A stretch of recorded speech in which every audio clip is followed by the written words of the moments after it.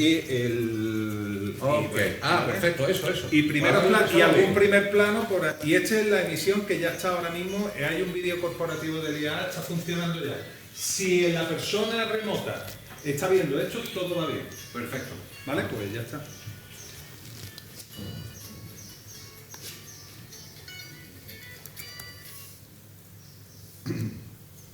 Ay, por Dios.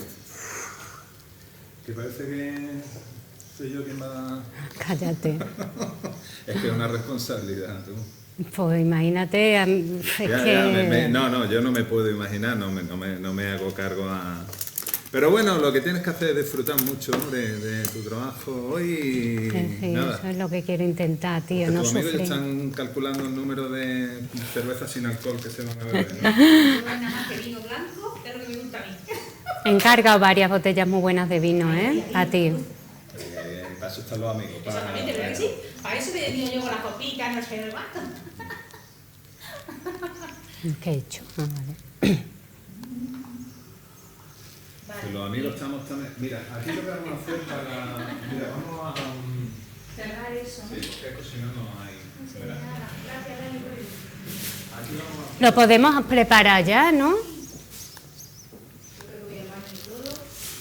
Mira, es que nosotros lo preparamos, lo cerramos eso del todo, es que si no, no se ve nada, ¿sabes? Esto es una mierda. No, pero ahí ya no está entrando luz, ¿eh? Sí, pero es que hay una... Este contraste ya no hay... No, pero espérate, con el... ¿Cómo es? Es que lo probamos de todas maneras, ¿sabes? Hay otro. Ah, vale. Que lo probamos de todas maneras, porque hay muchas... Hay sobre todo una cosa que... Tiene a la derecha que no se ve. No se ve nada. Mira, yo todo lo que puedo hacer aquí... Es que claro, ya depende de lo que... No sé, de lo que digáis. Yo puedo hacer así... Para que tenga un poquito más contraste. Pero claro, tampoco te puedes quedar oscura porque... Claro, así está muy oscurísimo. Sí, pero ahí no se ve nada. No se ve absolutamente nada. Es que no, es que sabes lo malo, que el proyector es una mierda. Un poquitín el otro. Ella le da igual verme, lo importante es que me escuche y me vea ahí, es que... Así, además ha mejorado. Es que si no... Aquí ha mejorado. Se ve más luz. Bueno, como estaba antes se veía más luz. Ahora se ve más luz. Es que me vine con los del centro de cálculo y probamos porque es una mierda el proyector, ¿sabes? El proyector, este proyector lo tenéis que cambiar. Este es muy antiguo.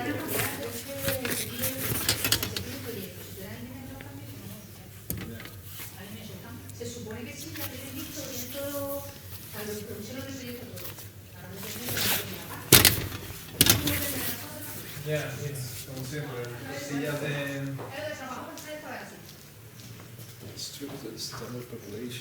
Es que se ve súper mal, ¿eh? Se ve súper mal, pero bueno. Es que nosotros probamos con los del centro de cálculo. Pero tú dejaste apagar absolutamente toda la sala, por lo que estoy No, viendo. no, dejamos una luz.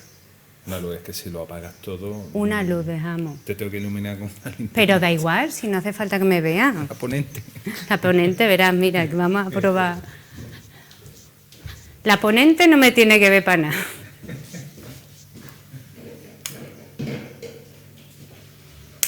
Es que... Hola. ¿Qué pasa? ¿Cómo estás? Bueno, ahí andamos. Llevo 2 días con un dolor que avanza que no me... Bueno, espérate. Que no, seguro, estoy segura que lo vas a hacer súper guay. ¿Y es que te van a grabar? Es que una del tribunal, Nadine, no puede venir.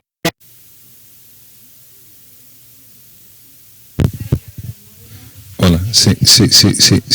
Hola.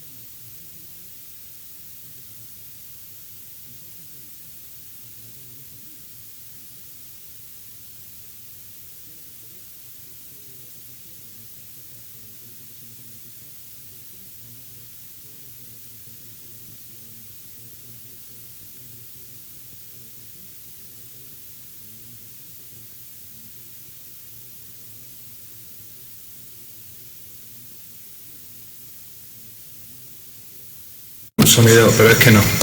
No, no tengo sonido ambiente. Sí, vale, eso no lo veas. Si no tuviera audio, pero está todo bien.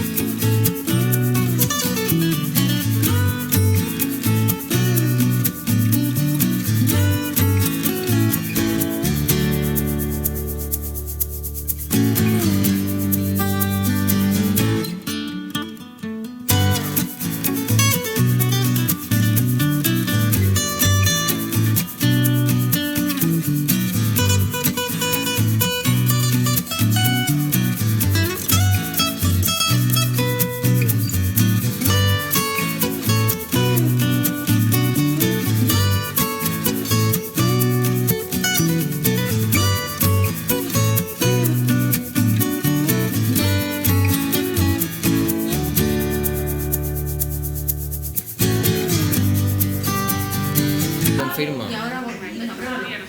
Vale, vamos a ver.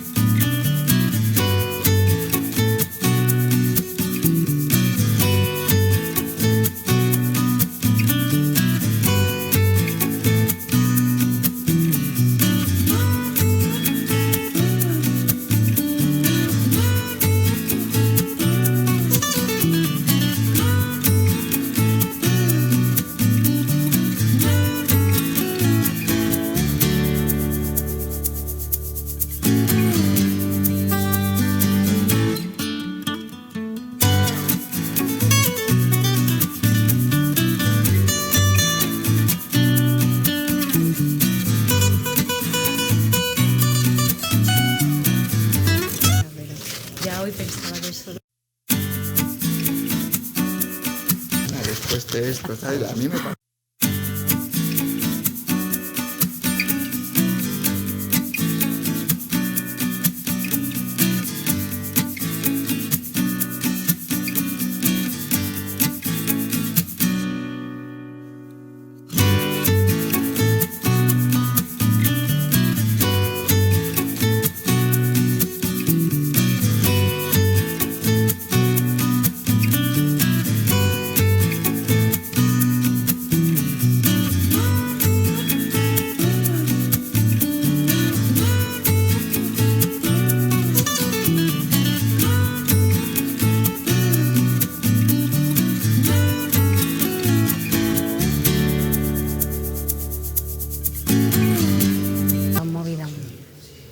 Yo no sé, ¿empiezo yo aquí abajo o qué?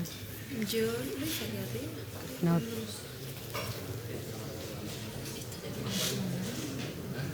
Tía.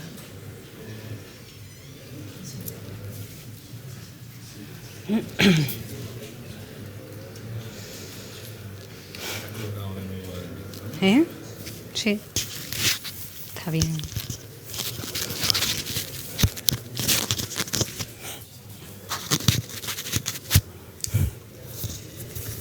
Espera, me ha picado.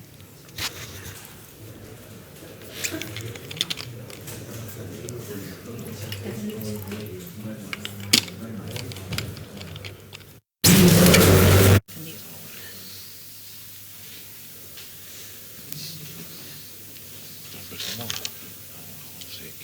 las 11 en punto.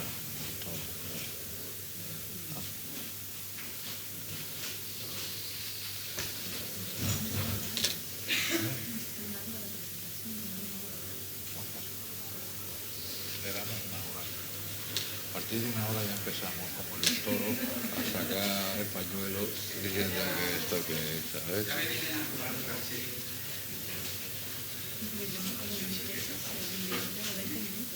20 minutos. No, coño, es muy difícil. Y después que tenía una interacción mucho más larga, de una hora o por ahí. También tenía un límite, alemanes tienen un límite Para todo. para todo. Y un límite debajo de aquí. Ya, no pueden ser menos de... Ya.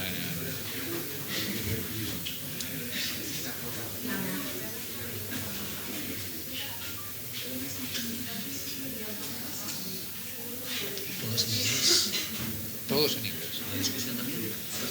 Bueno, la discusión se puede, sí, la discusión en inglés para que Nadine también pueda Sí, para las preguntas, sí.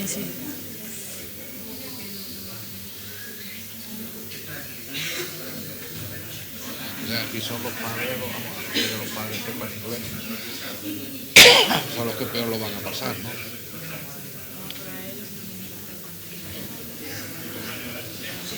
Hombre, pero de todas maneras, si te enteras de algo de lo que te dicen, te da más alegría, ¿no?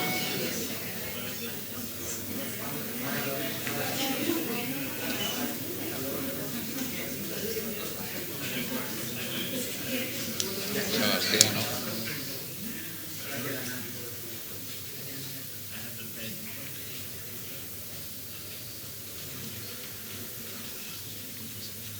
Como el cine, por favor, aquí tenemos esos móviles.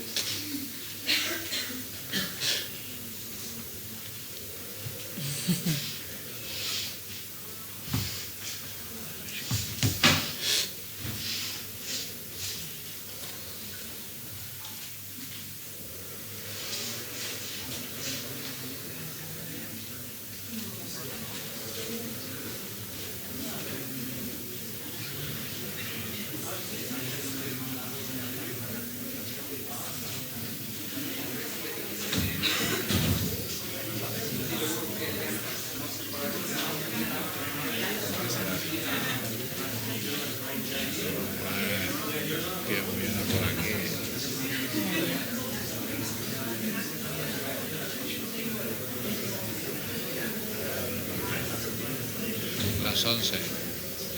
Pues voy a empezar, ¿eh? Espera que entren. Como no estoy, ya empieza así. Aquí ni un minuto de pérdida, tío. Que además... y todo esto se lo Se pone manda en un nadie, pico. supongo. Efectivamente. ¿Ah? Okay.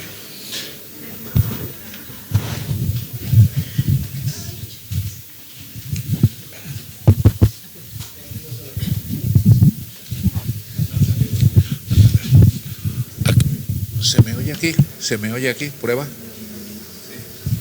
Vale. Okay, good morning everybody. Thank you for attending this thesis defense, and we are going to proceed to the defense of the doctoral thesis with international mention presented by Eulalia Gallego to obtain the PhD degree in physical science by the University of Granada. One of the tribunal members, and this is something special, I think it's the first time in Granada University, is connected from her office in Germany. So this thesis will be streamed by a private channel to Dr. Neumeyer. Afterward, there will be a public time for questions. And finally, a non-public committee meeting for evaluation, all right? And now the candidate has a reasonable time for presenting her work, around an hour, something like that. And Ms. Gallego, when you want.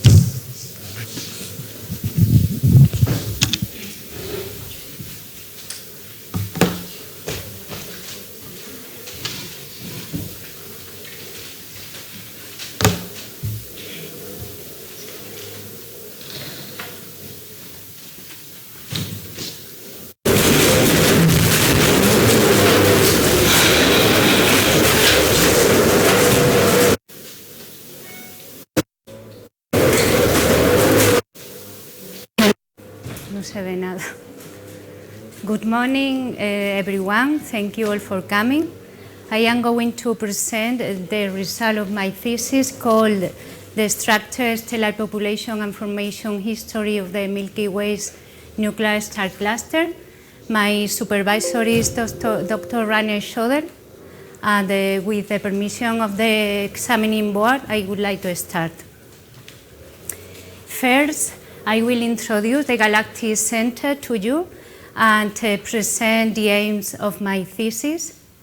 Secondly, I am going to show our work of the size and spatial structure of the Milky Way's nuclear stellar cluster.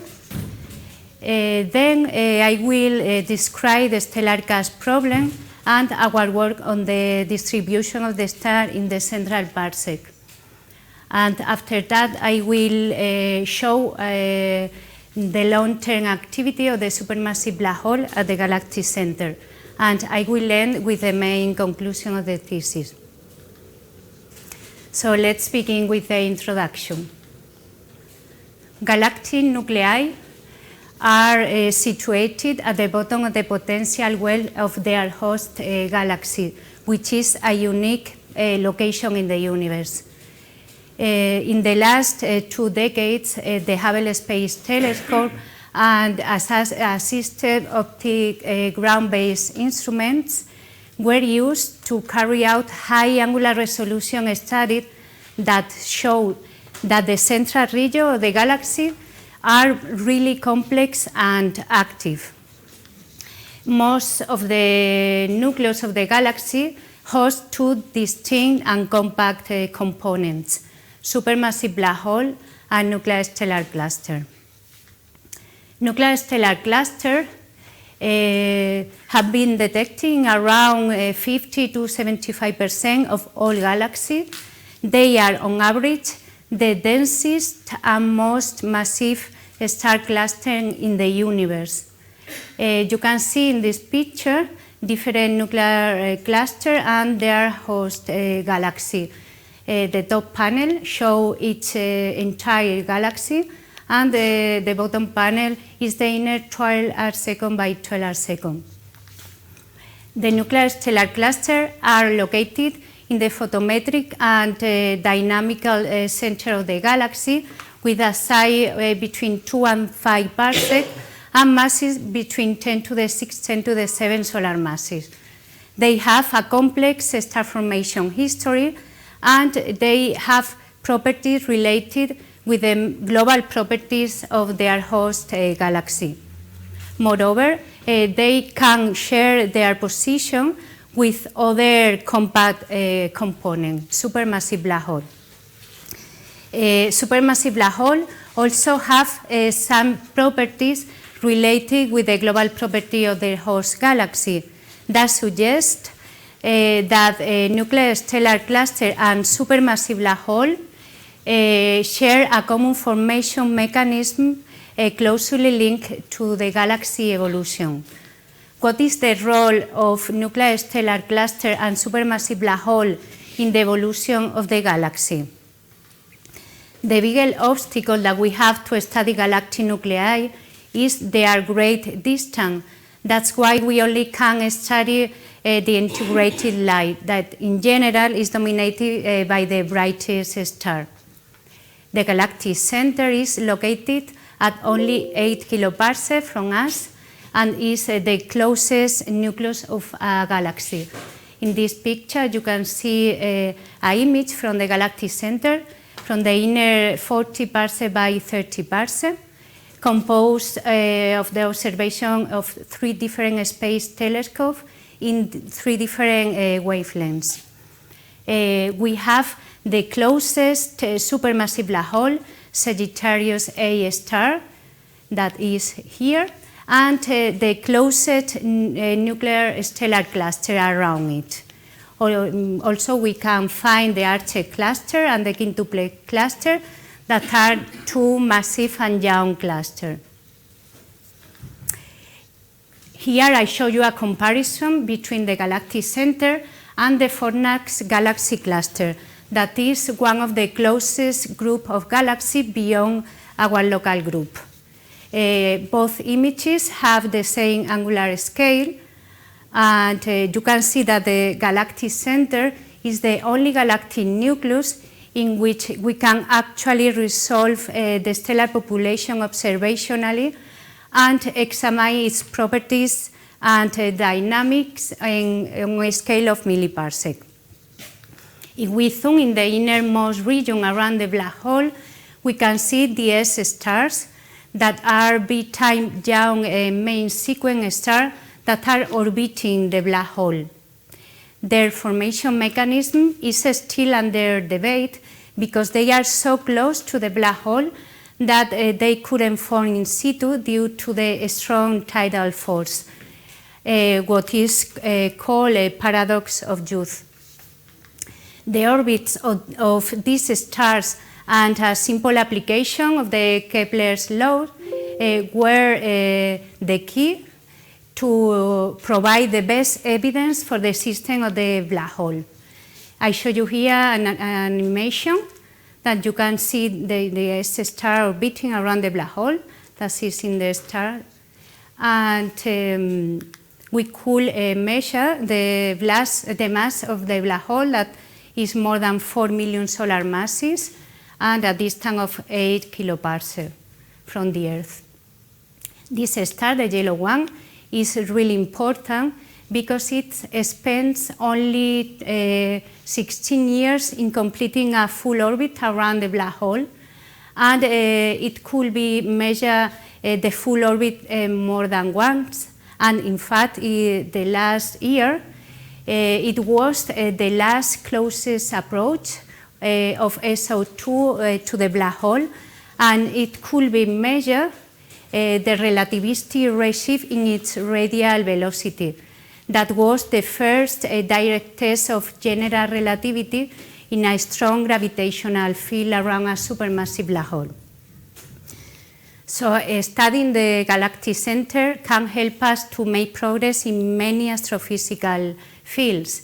We have a unique laboratory in the center of our galaxy, but it's unique also in observational obstacle, because the solar system is situated in the plane of the galaxy, and the light that comes from the galactic center has to go through the dust cloud that they are in the galactic disk.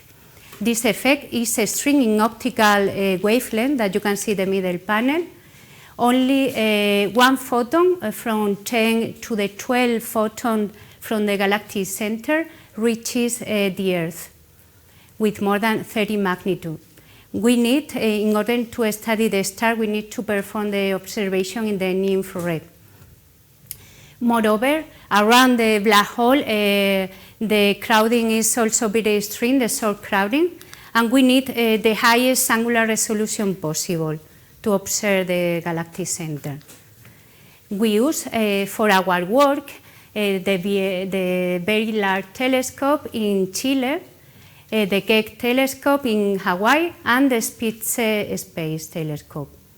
We use 3 different infrared instruments, NACO, Hawkeye, and infrared camera, and we applied 2 high angular resolution imaging techniques, the adaptive optics and spectral imaging, that we'll see later.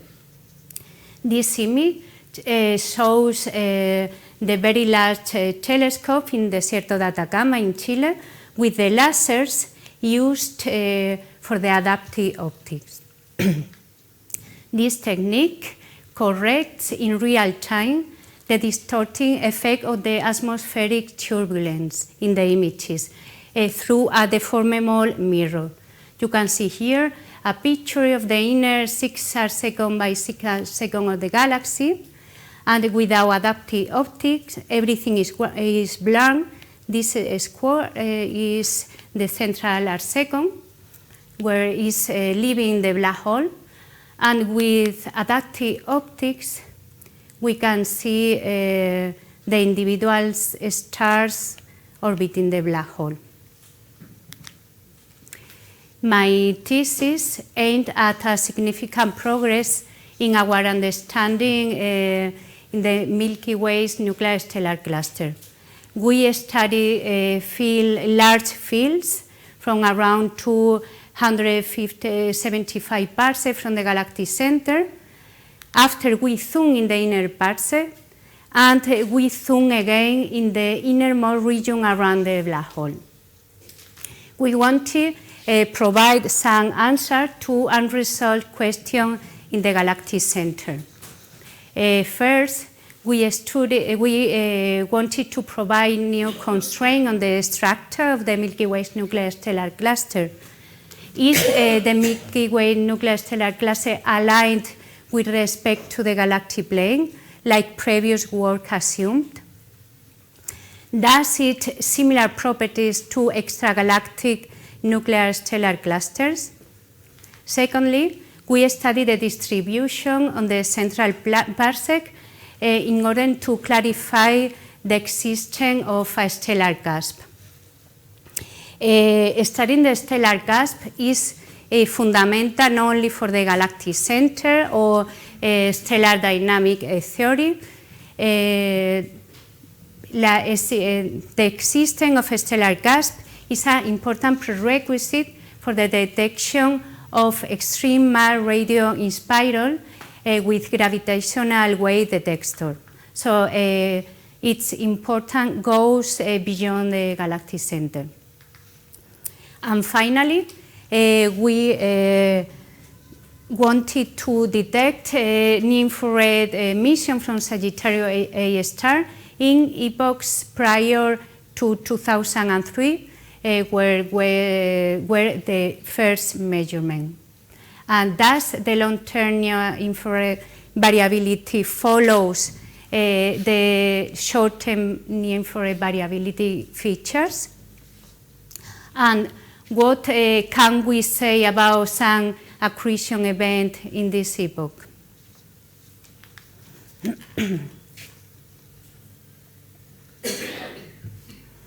In this section, I'm going to show our result of the size and spatial structure of the Milky Way's nuclear stellar cluster. First, let's look at the galactic center in perspective. I show you here a scheme where you can see the sun here and the galactic disk that is outlined by these 2 black lines. These narrow dark features correspond to the spiral arms that have between 3 and 30 times higher density.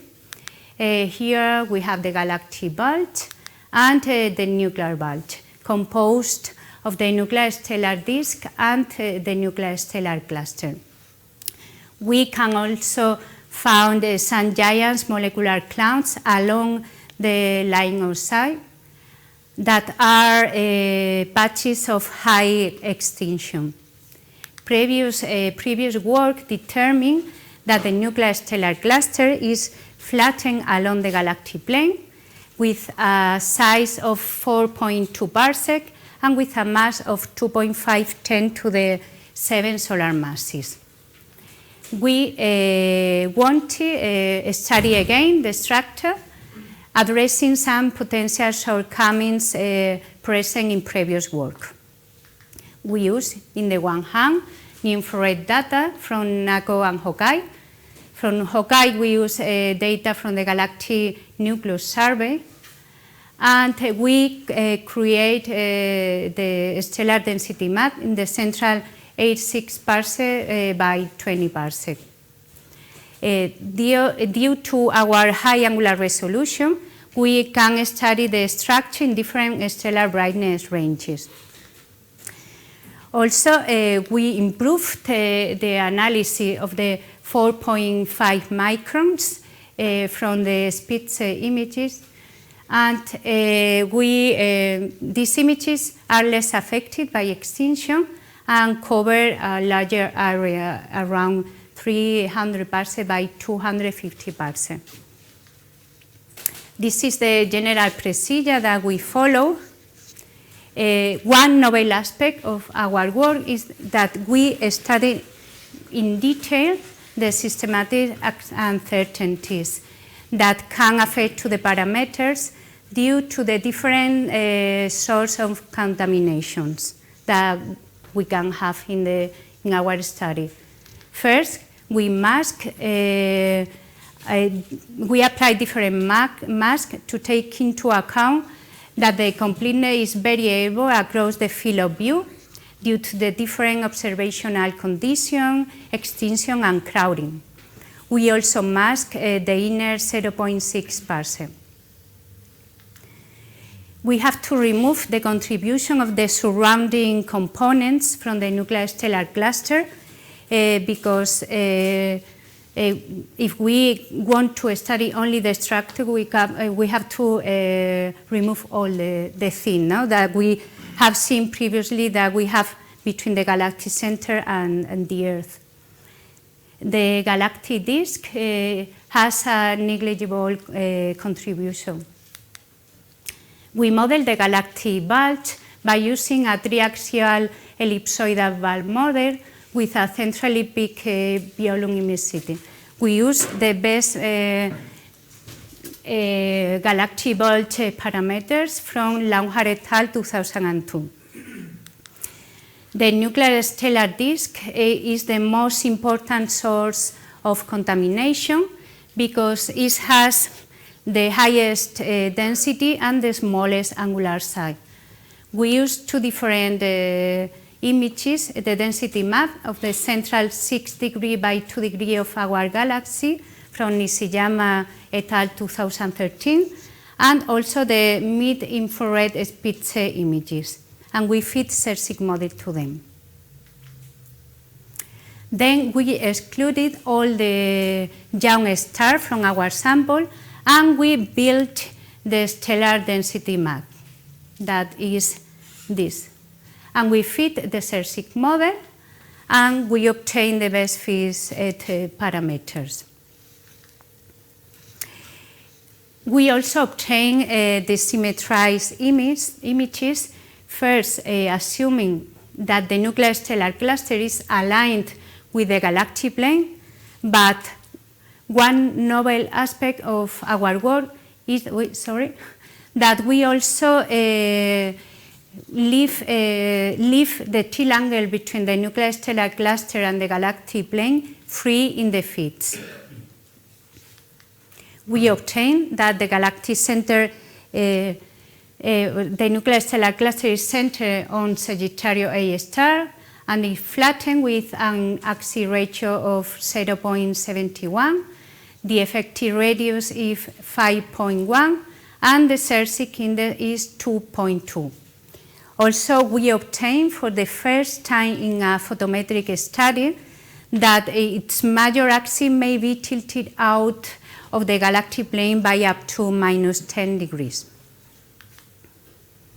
Also, we studied the structure of the Milky Way's nuclear stellar cluster in different stellar brightness ranges to test if the composition of the stellar population changed with the distance from the center. This plot shows a comparison between the best fit parameter obtained by assuming that the nuclear stellar cluster is aligned to the galactic plane, the black point, and without assuming any symmetry a priori. We obtained for the bright giants between 9 and 12 KS magnitude a value of 4.2 for the effective radius and 0.6 for the flattening. For the red clan, we obtained a value of the effective radius of around 5.5 and for the flattening 0.85. So we found that the brighter giants are the distribution of brighter giants is more flattened than the distribution for the red clan star that appears more rounding and extending.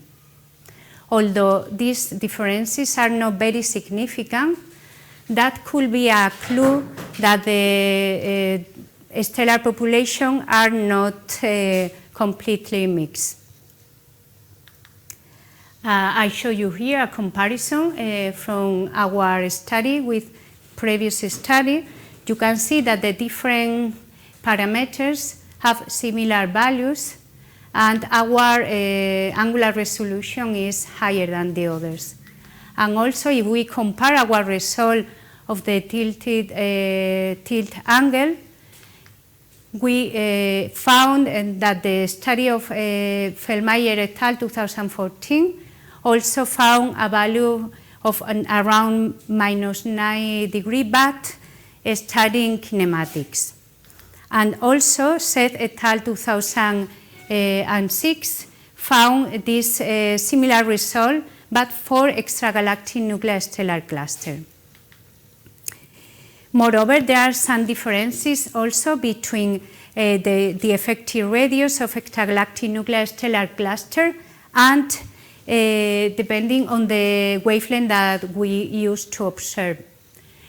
Here, example, NGC 4245, you can see that the cluster size increases with filtered wavelength. So, when we observe the nuclear stellar cluster with bluer filter, we found that the size is smaller. That suggests that the young stars are more centrally concentrated. That is similar to our result for the bright giants. And also the nuclear stellar cluster appear rather at redder wavelengths, similar and related to our result for red clan star. So these differences may mean that the population of different ages are not completely mixed. In summary, we have seen that our results are consistent with previous results, that the structure of the Milky Way's nuclear stellar cluster is similar to other extragalactic nuclear stellar clusters found in spiral galaxies, that its major axis may be tilted out of the galactic plane by up to -10 degrees. And we also found some differences between the distribution of brighter giants and red clan stars, consistent with the nuclear stellar cluster observed in nearby galaxy.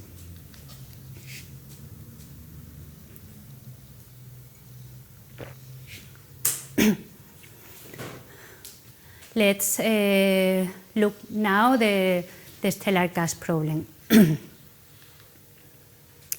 In order to explore theoretical stellar dynamics in a real system, to compare theoretical prediction with observations, we can study the stars around a black hole in a dense star cluster. Inside the cluster, the star undergo gravitational potential encounters which perturb their initial orbits. After many encounters, the stars eventually lose the memory of their initial orbits. The time in which this loss of memory occurs is called the relaxation time, and it depends on the crossing time, that is the time that a star takes to go through the system, and n, that is the number of stars in the system. If the age of the system is greater than the relaxation time, then the system loses the memory of their initial condition. It's a relaxed system. The stars in the system are more bound with each other and more compactly distributed, forming a power law distribution. So the formation of a stellar cusp around a massive black hole in a dense stellar cluster is a firm prediction of theoretical stellar dynamics, which predict that the number stellar density is proportional to the distance to the black hole to the minus gamma. In other words, if we represent in logarithmic scale the number stellar density versus the distance to the black hole, we obtain straight lines, and its slope in the index of the power law gamma. The value of gamma depends on the stellar masses that make up the cluster. For instance, for a single mass stellar population, we obtain a value of gamma around 1.75, that is this red line. But in general, for light component inside a cluster, we have a value of 1.5, and for the heaviest component, a value of gamma between 2 and 2.1. So the gas formation in a relaxed cluster is a prediction of theoretical stellar dynamics. And we have seen that a galactic center is an ideal case to study. In fact, it's the only test case that we have to study. The relaxation time, according Alexander 2005, is around 10 gigayears. That is even shorter if we consider a strong mass segregation regimen or the presence of massive disturbance like big clouds or clusters. It's around perhaps 3 gigayears. That is shorter than the age of the galactic center, that is of the order or the Hubble time. So the nuclear stellar cluster should be a relaxed system, and the signature of a relaxed system is the existence of a stellar cusp. However, the observations don't agree with the theory so far. We found many papers where you can see that the density of all stars shows a cold-like profile. Here I show you the last work from Fritz et al. 2016, where you can see again that when we approach the black hole, the distribution is flattened. This deficit of giants around the supermassive black hole is called the missing gas problem, and there are many theoretical papers that are trying to explain. There are two main explanations. One explanation states that the distribution that we see is representative for the entire all population, so the gas doesn't exist. Perhaps because the relaxation time is very long and it has not yet been formed, or perhaps because it has been destroyed. Other explanation is states that the distribution that we see is representative only for the bright giants. So there is a hidden gasp. And they can explain the deficit of giants by the extraction of their envelope of giants via star-cloud collision or star collision. The problem is that studying the galactic, the gasp at the galactic center is not easy. Due to the extreme extinction and crowding, our knowledge about the stellar population is limited to the brightest stars. Also, as we see previously, the nuclear stellar cluster is not isolated, and if we measure the star count at the flux from the galactic center, we found several superposed components. And also, the star formation history of the Milky Way's nuclear stellar cluster is very complex. We found a stellar population made up of multiple generations of stars, all stars with more than 1 gigayear, but also young stars with less than 1 million years, 100 million years. Therefore, the studies of the stellar density profiles have been dominated by the red clan and bright giants. Hence, we only observe the tip of the iceberg, which is not representative to the overall underlying structure. We studied the distribution of stars with improved methodologies. We use the same NACO data, but we focus on different methods and stellar populations. On the one hand, we analyze star count, and through image stacking and improved PSA fitting, we push the completeness limits 1 magnitude deeper than previous work. Also, we focus on starting a well-defined magnitude ranges in order to constrain their masses and ages. On the other hand, we analyze the brightness profile from the diffuse light, and we remove the mini spiral, the effect from the mini spiral by using a patient alpha image observed with the Hubble telescope. I show you here the luminosity function of our study. This is the all completeness limits for density studies, and this is our new completeness limits. This is the key of our study, because in order to study the gasp, we need to focus on stars that are at least several gigayears, similar to the relaxation time of the nuclear stellar cluster. That happened before for the red clan star, but now we can test 2 more ranges that perhaps can serve to light tracer for the gasp. We fit the power law to our density profile that can you see for the bright giant, the red line, and for the faint star, the black line, and the blue lines are the fits. And we obtain a value of gamma for the bright of 0.62 and for the faint 0.47. For the diffuse light, we obtain a value of gamma of 0.26.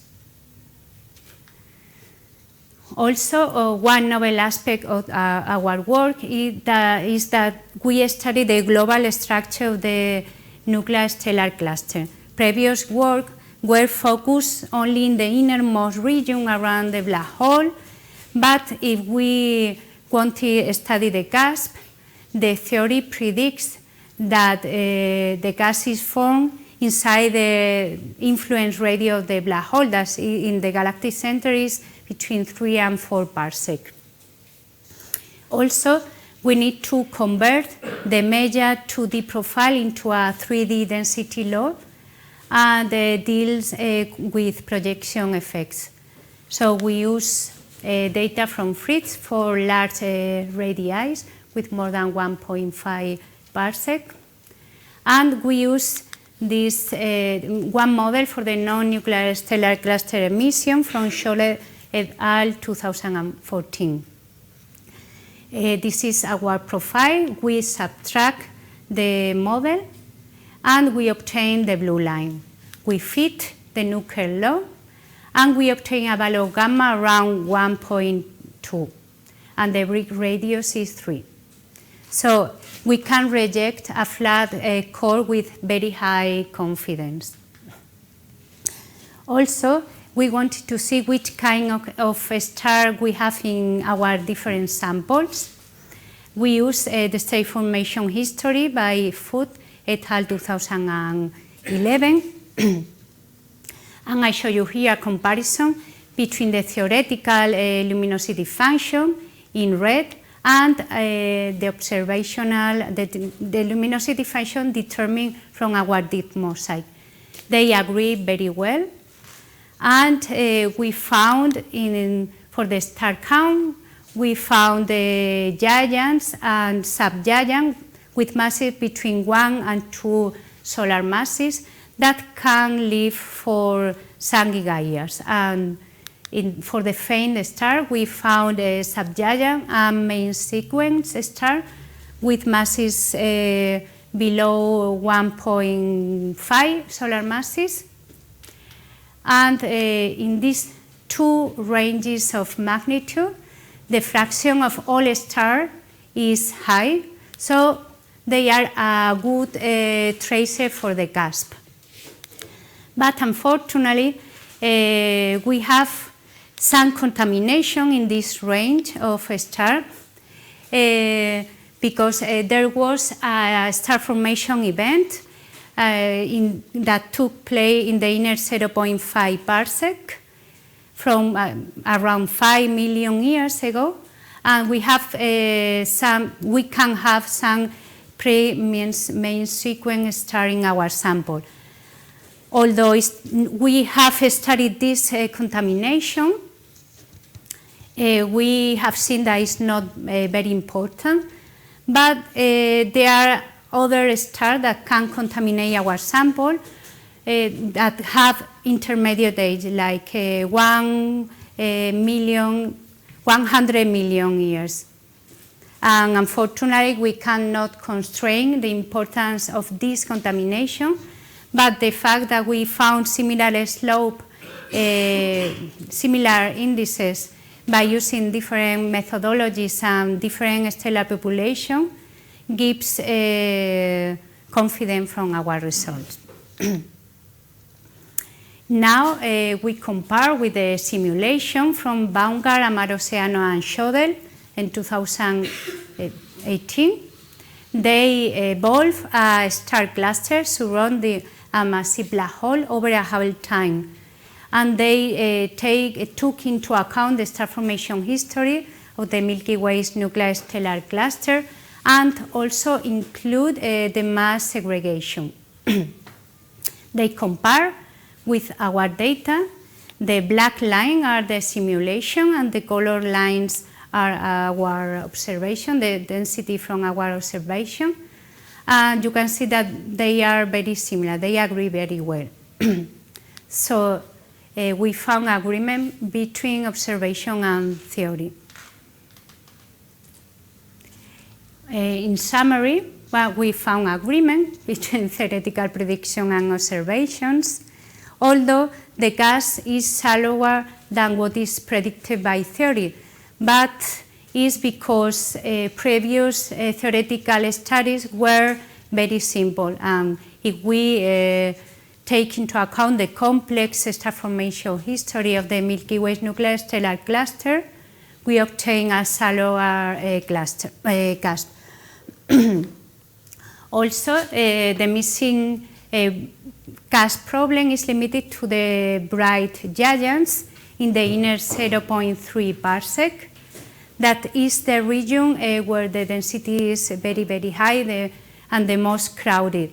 The density is around 10 to the 7 solar masses per cubic parsec in this region.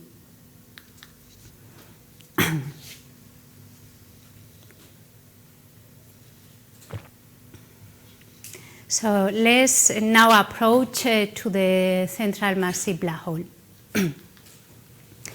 Sagittarius star is the electromagnetic counterpart of the supermassive black hole that are in the center of our galaxy. We have known for more than 30 years that Sagittarius A star is a variable source at radio wavelengths.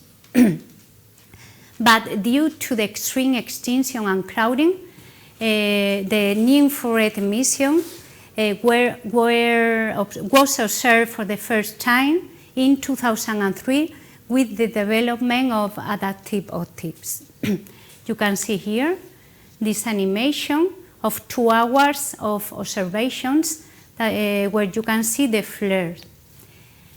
In the flare, the emission of Sagittarius A star is increased by a factor of 10 above its steady state. Sagittarius A star is underluminous at all wavelengths, and it irradiates at 10 to the minus 8.5 to its Eddington luminosity in the near-infrared wavelength. The average magnitude is 16.1, and the near-infrared variability can be described like a red noise process with a characteristic time scale less than 245 minutes.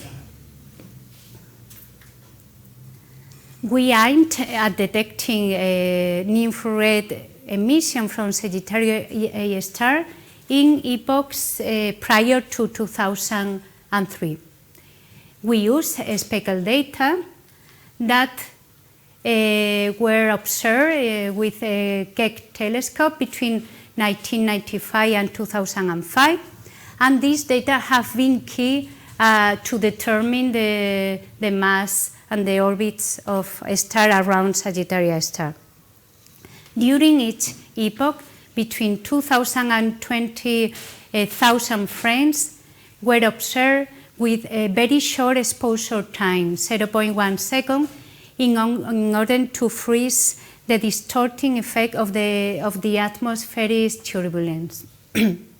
We can obtain diffraction-limited images, but we need to apply a digital reconstruction after.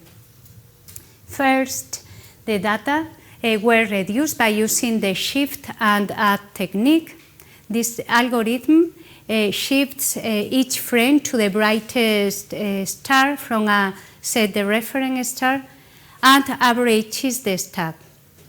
Although this technique is very fast and robust, we can't obtain very high sensitivity in the images. The stress ratio is low. After the Spatial holography technique was applied, implemented and optimized for crowded fields by Chodel et al. 2013. The algorithm allows to know the object by the convolution in the Fourier space between the distorted image with the point spread function, PSF, a measure of a set reference star. We can obtain high stress ratios and the sensitivity is increased. Here I show you a comparison between the raw spatial data, the shift and add technique, and the spatial holographic technique. You can see how the sensitivity is increased. Thanks to holographic reduction, these old data were explored even more, and there are some new orbit that they could measure, the SO102, improve also SO2 and SO38. So we applied a new version of the spatial holography technique We wanted to optimize the image quality, minimize the edge effect, and reduce systematic errors. Also, in order to obtain robust and reliable uncertainties, we apply a bootstrapping method. From the 27 epochs that we reduced, we could detect 13 real detection of Sagittarius star that you can see here and in this image. This plot shows the light curve from the 1996 and 2005. The average magnitude is around 16.0. It's very similar to the value obtained by Gaunta by using adaptive optics in the last work in 2019. And we can see that Sagittarius star is quite stable over the 7 years without any significant change. And the long-term variability follows the short-term variability characteristics. Now we could explore accretion events in epochs prior to 2003 by using our light curve. G1 is a good example to study because it's a dusty source that was very close to the black hole, perhaps tidally interacting with him. Is similar to G2 that is in this image that is only observed with 3.8 microns, and it was the first object that we observed tidally interacting with the black hole, but in 2014. We apply our near-infrared long-term curve, and we expected an enhancement in the periapsy of G1 in 2001 and in several years later. But we can't observe any increase in the flux of Sagittarius star. So these results rule out the gas cloud nature of G1 and is consistent with G1 being a self-gravitating object, as suggested Winsett et al. 2017. So in summary, we detected for the first time near-infrared detection of Sagittarius star in epochs prior to the first measurement with adaptive optics that enable us to study the long-term variability of Sagittarius A star. And we also could explore some accretion event in epochs prior to 2003, that is the hot dusty SARS-G1. Finally, with the permission of the examining board, I would like to read the conclusion of my thesis.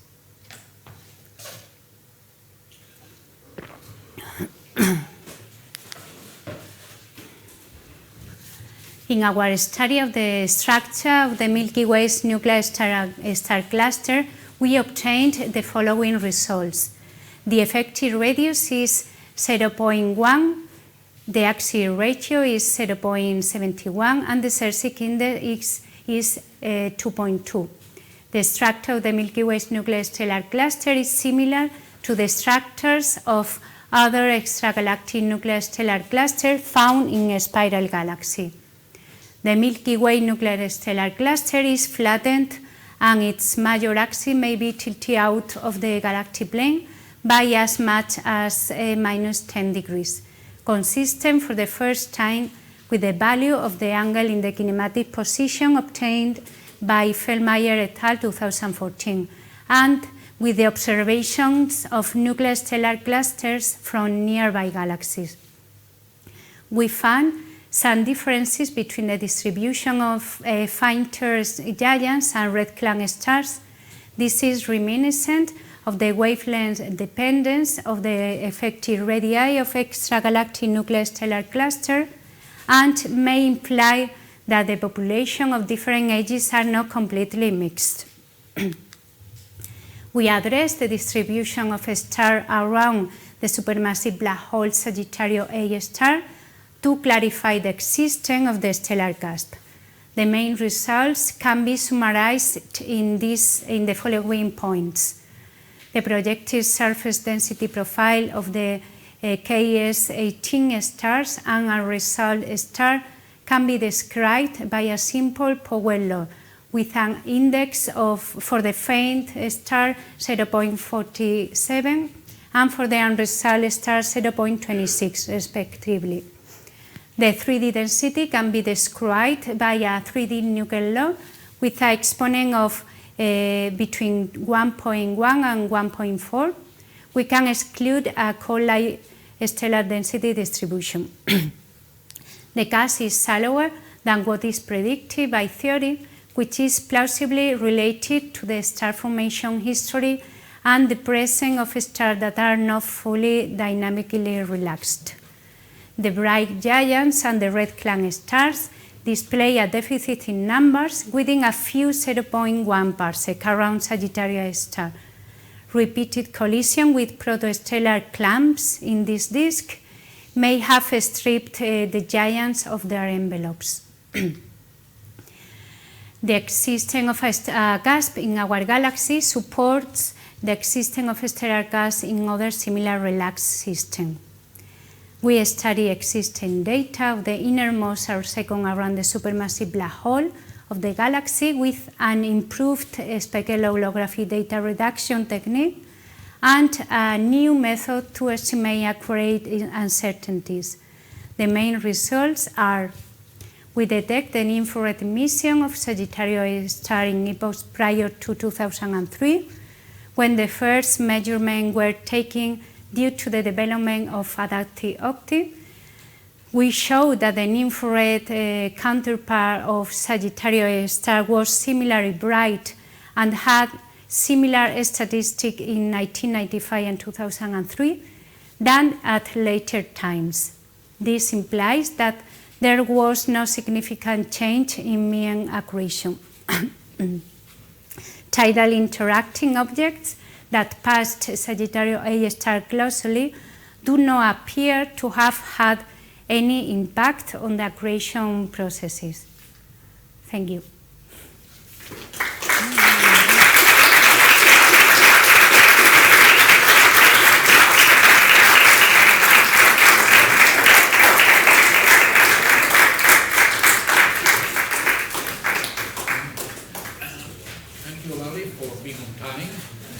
Yeah, very interesting, And now I am going to the decks because the connection with the Dr. Newmeyer.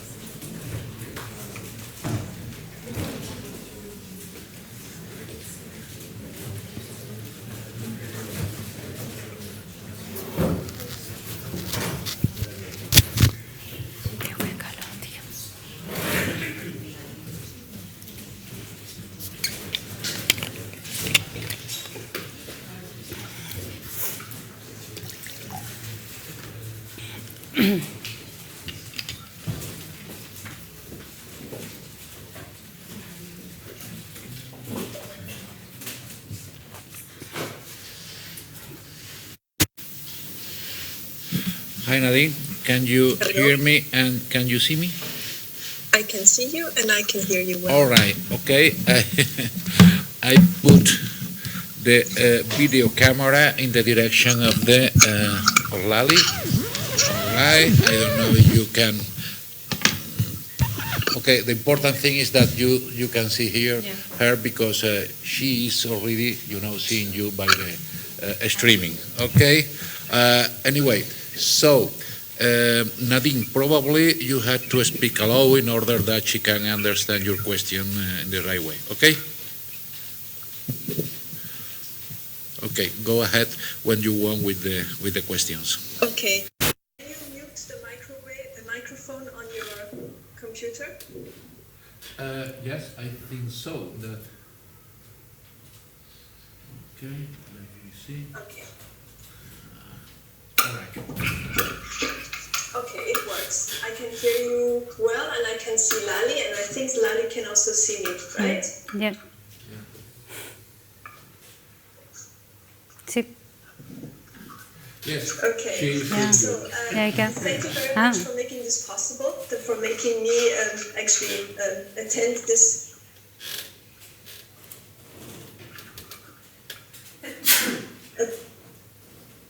This thesis defense remotely. This works really beautifully. I could follow your beautiful talk very well. Thank you.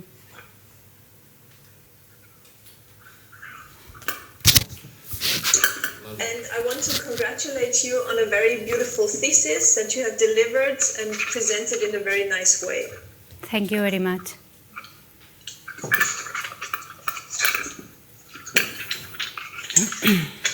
Okay, so I have a couple of questions that I hope you can enlighten me on.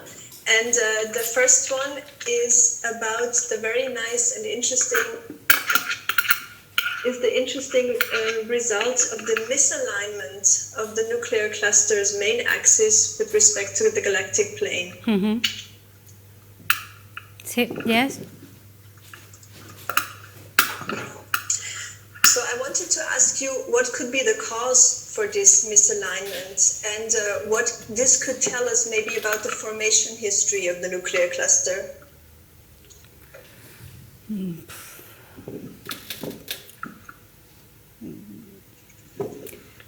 Yeah, I don't know. I think that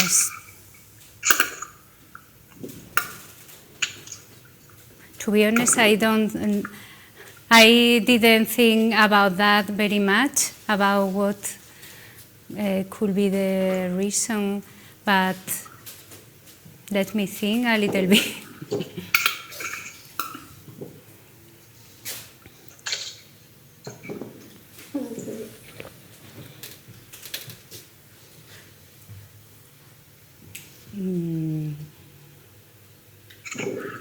I don't know. Okay, do you hear her answer, Nadine? I can hear you well, yes. All right. Yeah, perhaps this misalignment can support the clustering fault because they, if they can because I read in, I don't remember the paper, I read this misalignment can lead to fall the cluster is more efficient if the inclination is a little tilted than if it's along the galactic plane for the scenario, the clustering fall scenario. But I'm sorry, I don't know exactly what can mean this misalignment. No, this is very good. So we have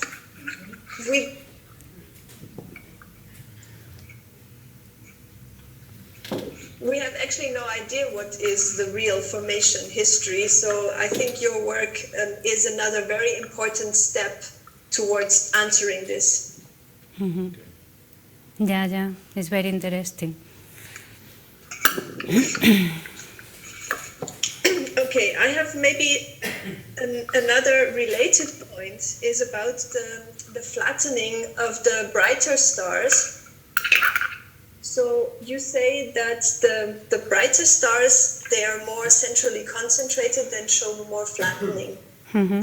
This could probably hint towards them forming in a disk. Yeah. So in situ star formation. Yeah. And then they randomize more when you see this more randomly distributed population in the older stars. Yeah. So do you have any feeling or idea for how quickly this randomization happens? Like how, over what time scale? And whether to measure the ages of those stars could tell us anything about the formation there? Yeah, on average, the bright stars that show the flattened profile are younger, but around, we can find all stars in this sample too, like perhaps 1 gigayear, 3 gigayears. But yeah, the red clan stars in general are less younger than this star, with more than 3-4 gigayears. So perhaps 4 gigayears that they start to form this more spherical distribution.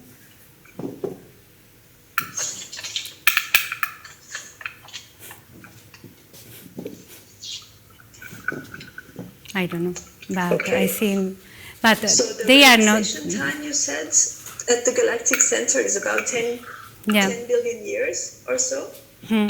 Well, it's even shorter if we consider. And you said that the last star formation?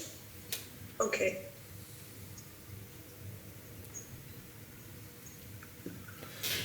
The last star formation event is about less than 5 10 million years ago.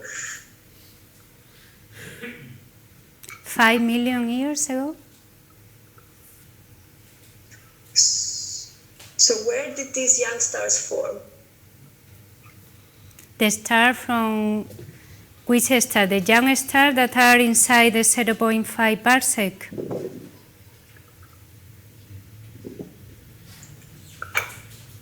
Or which ones? Yes, exactly. How do they basically get there? How do they, or do they form there, or are they brought in from outside? Well, I don't know because it's still under debate that we saw, but I think that they should form in situ because in a short time, I think that it's very difficult to bring all these young stars, in 5 million years only, to bring to the center. And I think that they should have formed in situ.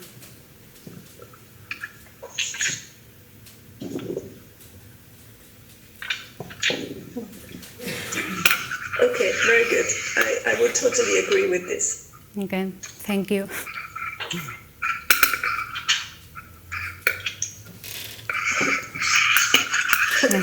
Okay, and maybe my final question.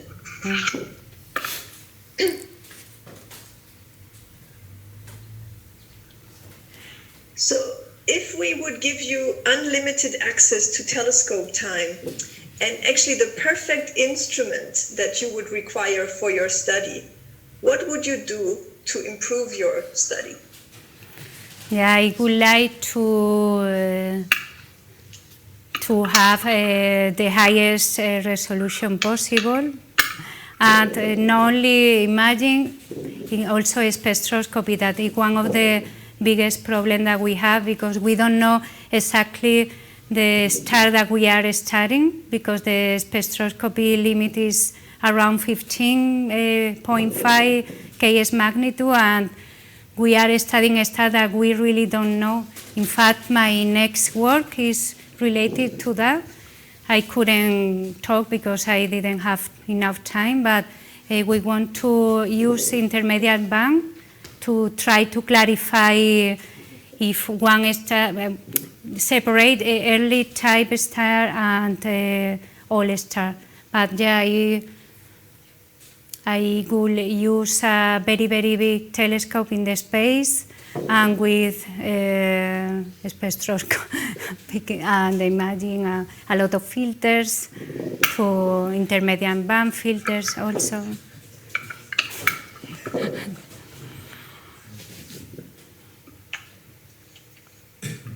Okay, very good. So there will be new extremely large telescopes coming online within the next decade, right? Yeah. So within those very large telescopes, maybe other galaxies become observable to do a similar type of resolved study that you have done.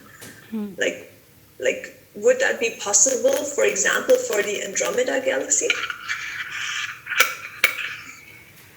I think that in the detail that we can study the galactic center, I think that no, but I am not sure. I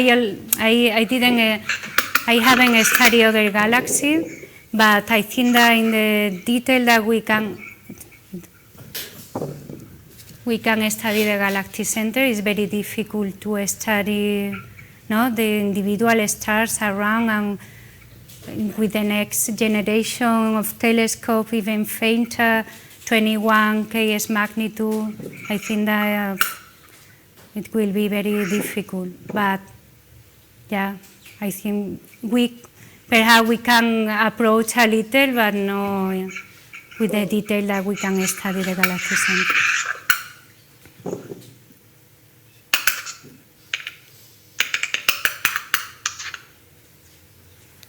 Okay, yeah, I would agree. So the detail that you have achieved is not possible for external galaxies, but at least we can start to resolve individual stars, right, at the centers of other galaxies. So that will be a major improvement, and the structural decomposition that you have done will also become possible. So there is also plans to use the extremely large telescopes on the galactic center. So pushing down to the luminosity function really to very, very low masses. So what do you think? What can we expect from that? Will the cusp pop out even more clearly? I think that I have here a simulation between, I don't know if you can see this image. You can see the... Yes, I can see very well. A comparison between the adaptive images that we have now and the future 30-meter telescope. You can see how much stars that are orbiting the black hole simulation, but it's what we expect. Yeah, I think that will be very clarifying. Here also, I think that we could reach almost 0.5 solar masses star, according to this simulation.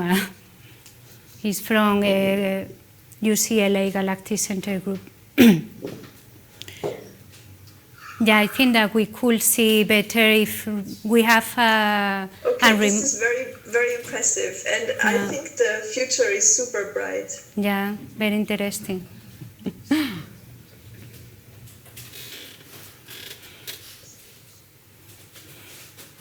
Okay, thank you very much for your answers. Thank you, Lali. Nadine. And congratulations again. Thank you. Thank you very much, Nadine, for participating in this way. All right, and so now we come back to the streaming, to the streaming option.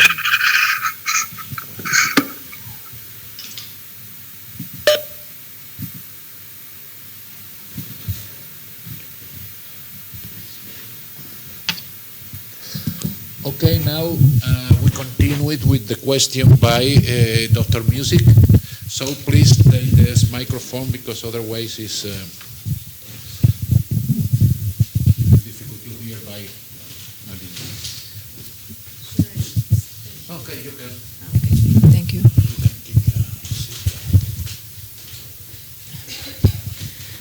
Well, first of all, thank you very much, Lali, for the very nice presentation, for excellent work. It was really a pleasure to read your thesis. It was not always simple, but it was very nice. So I wanted to ask a little bit about the structure of the nuclear star cluster. So we saw that axis ratio is close to 0.7, right? The Q factor. So for me, I don't know if it's surprising or not. Why is it not spherical? So it means it's not spherical, right? Do we know why is that? Do we expect a spherical system or not? That we expect a spherical. Well, we know from previous work that is flattened along the galactic plane. Yeah, because the rotation and perhaps also the formation of a star along the galactic disk. And it takes time. We were talking with Nadine that it takes time to redistribute all the stars in a more spherical way if they are formed in the galactic plane. So it would take even longer time to relax it. This System would be spherical. I think so. Could be. I don't know. So we saw about the same axis ratio, that in one of the Fritz papers there is a change of Q with radius. Do you see this in your data? What? Sorry, could you? I don't know if you show this or this from the thesis, that the axis ratio from Fritz is actually changing with the radius. As you go further away, that it becomes flatter, I think. Do you see this? We see, but in our work we separate the star in different stellar ranges, and they didn't separate the star. So I think that also they have different data from different data sets with less resolution. In the large distance they have less resolution in the innermost part, and it's like they put all together in the same measurement, but in our case we distinguish between the different, and I think that in our case it's more or less, well, I don't know, for when they are give the value for large radii, they are measuring the galactic stellar disk that we also give some value, and is more flattened, and I think that they don't distinguish in between the different components like we did.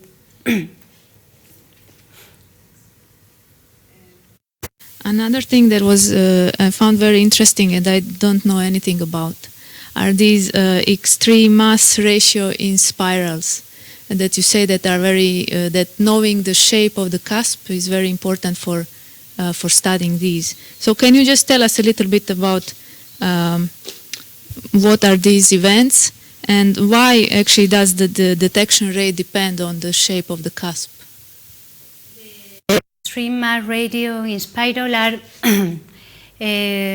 process that the gravitational wave that we can detect from these processes that are one small black hole and one supermassive black hole, and they orbiting until the black hole, and they emit gravitational wave.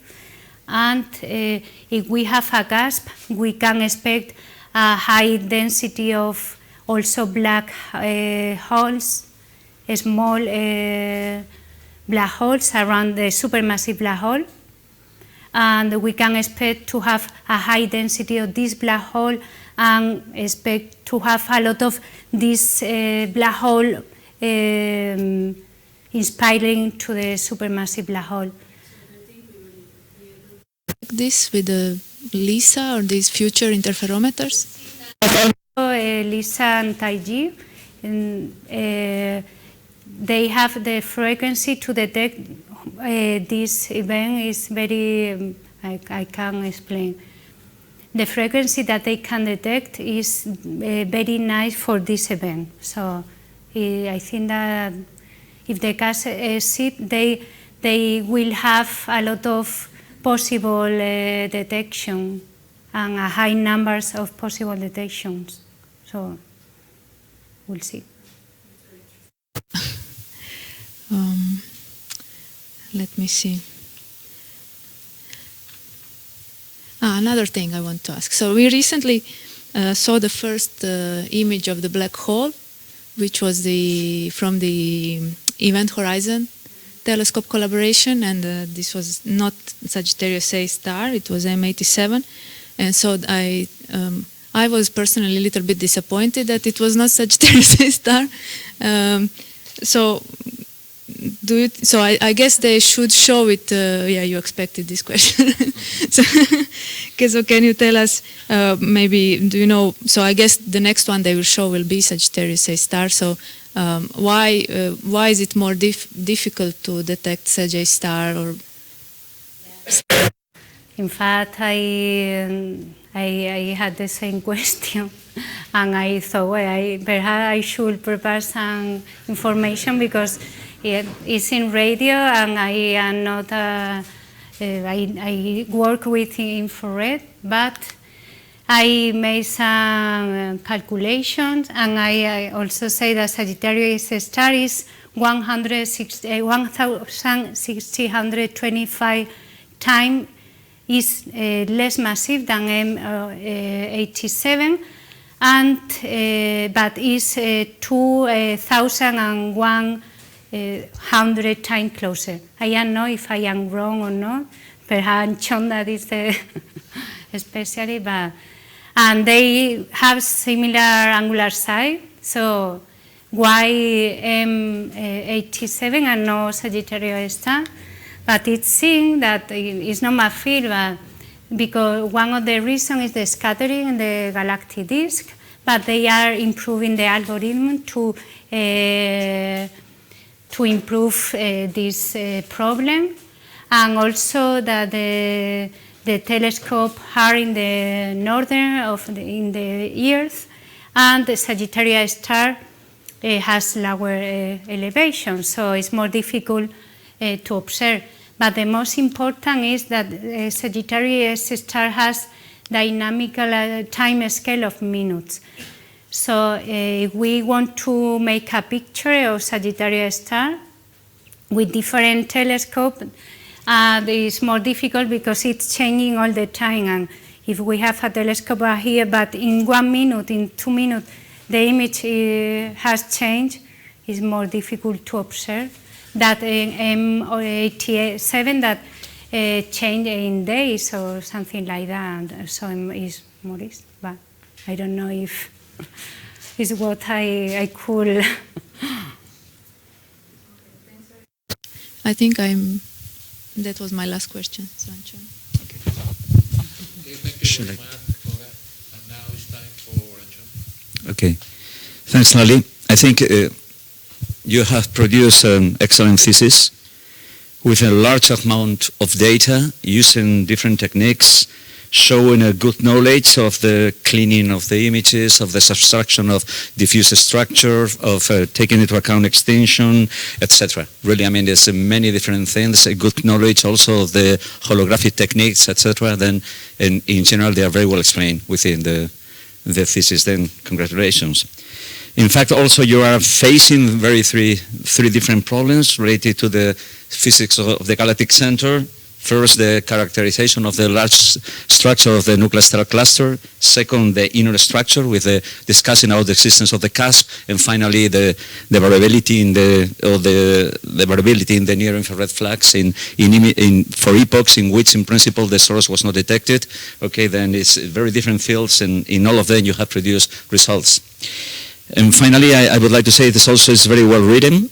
The thesis, very good English, and sometimes it's difficult to understand because of the contents, but not for the way it is written. That is really excellent.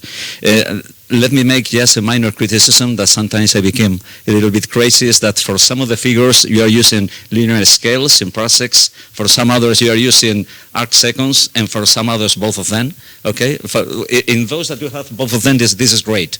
Okay, but on the other sometimes while reading you were talking about parsecs and the figure was in arc seconds. Okay, it's just a relation, but okay, it makes the things a little bit more difficult to follow. And finally, I would like to say that the presentation today was really very good. And it's going into the main details. Then, in that sense, very good.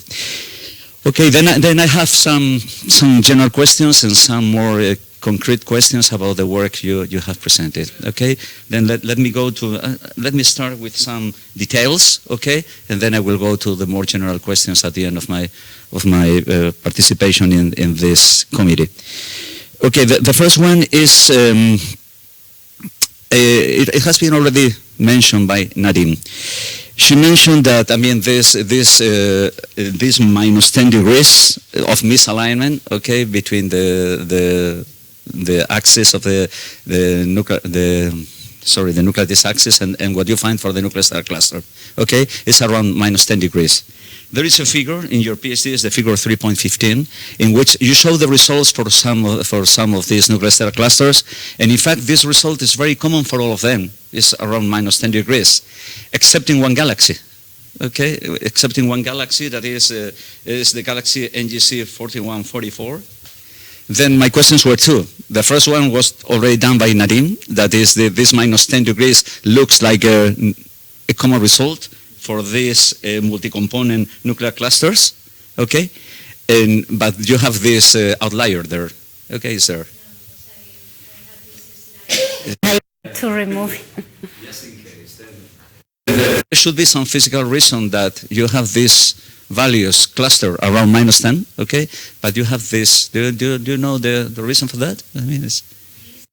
Are formed, has two different shapes. They have a spherical part and also I can explain better.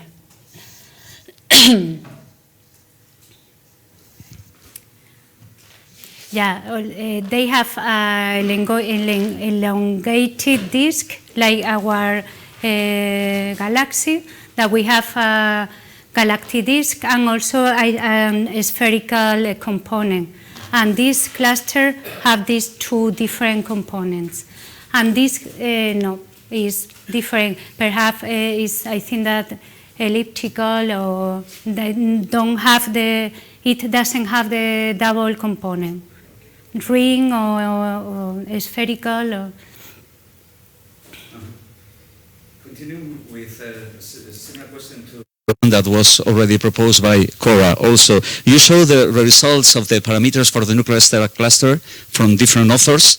If you can put the slide also again from Fritz and the others, in which you have a value of Q around 0.7, 0.6. Okay, if you compare, what I want to ask is there any coupling in the determination of the different parameters, flattening, Sarsic index, and effective radius? In the sense, if you take, for example, the value of Fritz, that you have a longer effective radius, you have this, the flattening is, I mean, the Q parameter increases, the Sarsic index decreasing. You know, that there is a kind of a covariance, I mean, matrix that can play a role here. They are coupled, the different parameters. The Sarsic index is not very well determined. It is very changing and depends very much the fits, and it's not very reliable parameters. But I don't know exactly what you mean. Yeah, I mean, if you forget about the last one, okay? If you take the first three, you see when you increase the effective radius, the flattening also, while you increase the effective radius, flattening increases, okay? If you can see it. Then I was thinking in the answer you gave to Cora, in the sense of the, I mean, if you take the longer scales, I don't know. Yeah. Okay. It was just a curiosity. Let me ask you also some details about the modeling of the galactic birds and the nuclear stellar disk. Okay. Have you used different models for this subtraction in order to? How certain are you about this subtraction? No. This is a galactic worlds, and you have later the nuclear stellar disk based in the Nishiyama data. Mm-hmm. Because we computed the best fit parameter for the nuclear stellar cluster by using both. But this has a higher resolution within that the nuclear stellar cluster by using this image is more consistent and more reliable.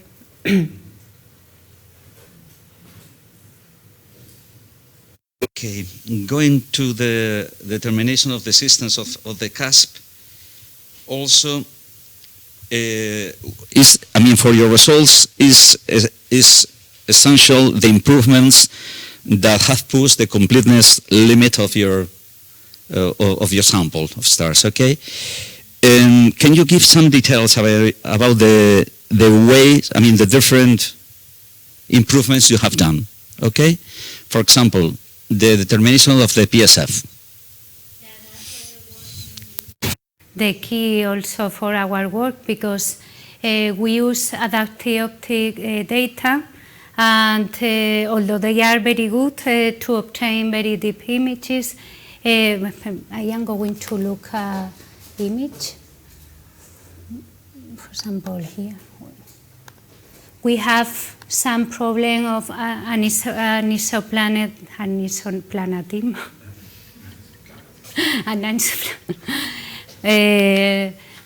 This star, IR7 star, is used for the laser and for correct the mirror in the adaptive optic technique, and that gives us a lot of anisoplanetic effect. I don't know. And so, for example, for this region, the PSF is elongated and it's not very good. And what we did is divided the field in a small subfield. Less than the size, it has to be less than the anisoplanetic field. That the subfield size are around 11 arcsecond by 11 arcsecond. And we compute in this small subfield the PSF from a reference star that we selected, and we could determine better fitting. No. You determine it. Just okay. Planatic patches. Yeah. Another improvement, of course, was, I think, the subtraction of the diffuse emission. Okay, from the diffuse emission associated with the spiral arms, etc. You did it based on an HST image. Is that correct? Yeah. Give some details about scaling, etc., in order to subtract this emission. Well, I don't have. I have one image.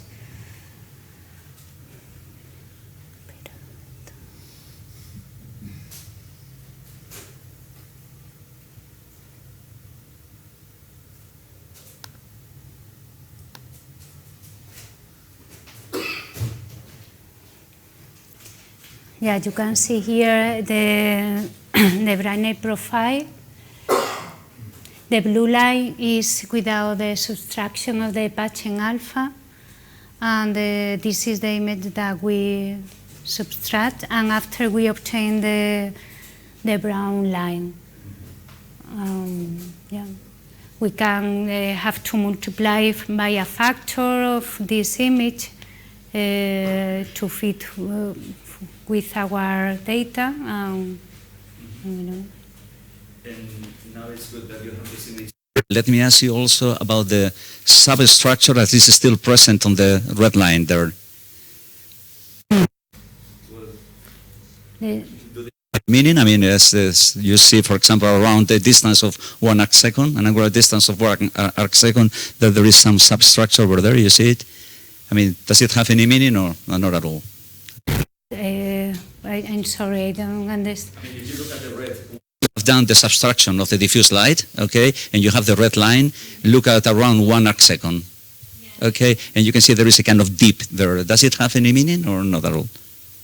Have a dip, but in the 5 arc-second, that is known, that nobody knows, but it's in 5 arc-second. I don't know.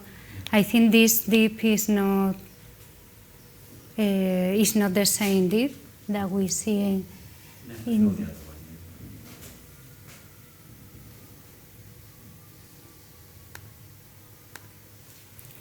this dip, but this dip is in around 5 arc-second in the giants. In the diffuse flux, I think that this perhaps the fluctuance or the, I don't know. Continuing now, going to some details, now to the third part of your PhD. Do you see that, as you have mentioned, that there is no change in the flux according to the, with the orbit of G1 around Sagittarius star? However, it has been published, you have shown the results of Gillespie, etc., in which it looks like there is a kind of diffuse emission and also a kind of emission that gets disrupted. And how do they agree these results? Because you don't see it in your near-infrared measurements at all. But I say that it's because, but you are talking about G2 or G1? Because the picture that I is the it's true. Because I didn't have picture for G1 and I wanted to put one. This picture is from G2. G2, yeah. It's written there G1, then I got confused. I mean, something was wrong for me because I knew that the periastron was much later, but I didn't realize. Okay. G2 is 2014, but it was the first object that we could observe, and G1 is similar to it. Very well. Let me also ask a final question. Referring to Sagittarius A star, you say that the long-term variability follows the short-term variability. In which sense do you want to say that? Because we know that there is short-term variability. In fact, that there is a very recent paper by Boyle et al., in fact, from some weeks ago, in which they show variability, short-time variability in X-rays, in infrared, correlated, and they interpret that in terms of accretion phenomena coupled with corona phenomena also. And here what you are claiming is that essentially there is no variability along all these years, okay? And then I don't understand very well the sentence that the long term follows short term. In what sense do you want to say that? I couldn't explain all the things that we did. I collaborate with UCLA in this work, and they did a lot of simulation where they fit the long-term variability with the short-term variability features, main features. It's a long process that they did to see that I only put one phrase like the long-term, but it's very long process to see that they have the same time scales, that there isn't any time scale, just the 246 minutes. That is the same for the short-term variability, and yeah. Okay, good. Okay, let me then make just my 3 final questions, just more general ones, if I found them. Where are they? Here they are. Yeah, in fact, some of them have already been pushed here. I mean, I think one of the nicest results of the PhD is just the confirmation that there is a cusp. I mean, and this is really, congratulations for this result. But as you already mentioned, the index is different from the nominal values, okay, that you will expect from theory, okay? Which implications do you think that it has in the star formation history of the nuclear stellar cluster? The fact that if we consider the star formation history, by Foot et al. That is a real history, no theoretical history. And we can see different star formation events, and the rate of the star formation change is not continuous along the life of the galactic center. And the implication can be that it's different from the others' value, but because we have to consider that it's a real system, also consider the mass segregation, that also it's very important because we have different gasps depending on the stars or component that we are studying, because with the mass segregation, the massive star transfer their kinetic energy to the lighter ones, and the massive go to the center, and the lighter ones move away, and we obtain different indices also. So the 1.75 index that was determined by Bakan and Golf, it's very simple. We have to consider many things that are happening in the galactic center. I think with the image you have shown about the observational possibilities that the TMT will give, or in the sense that you will go up to 21st magnitude. Am I correct? It was, I mean, what you saw before, then this problem will be solved, I assume. There's no...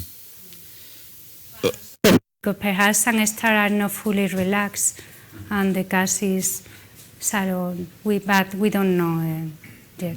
Sorry. And also, okay, my last question then, referring to the first part of the PhD, in which you see that the distribution of the bright stars and the red clump stars is different, okay?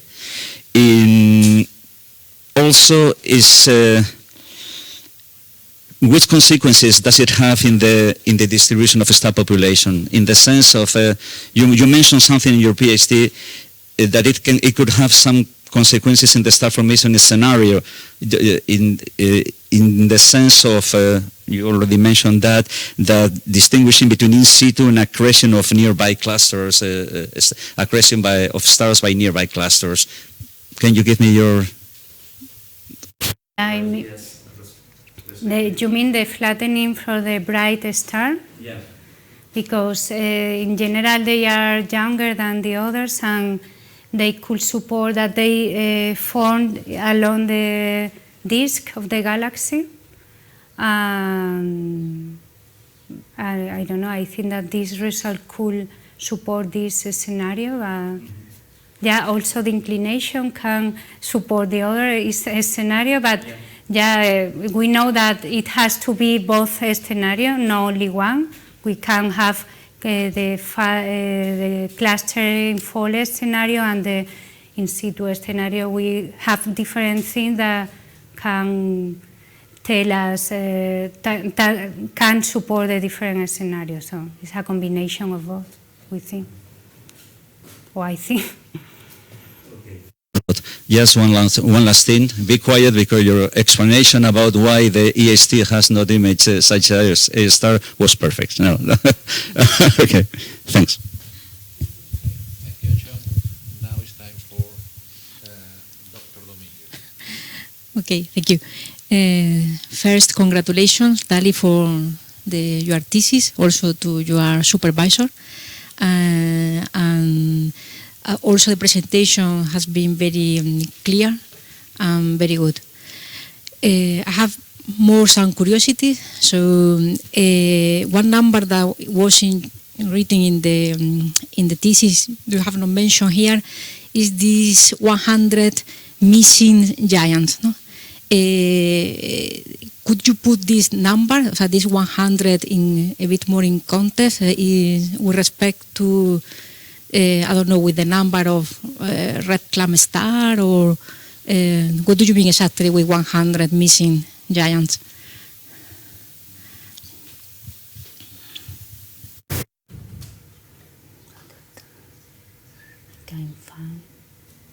Yeah, because one of our results is that something happened with the bright giants, because yeah, it's totally different, this profile from the profile from the faint star. So yeah, we compute by using the density, we compute around 100 giants that are missing, and there are some theoretical works. Paulo, I don't remember the name. That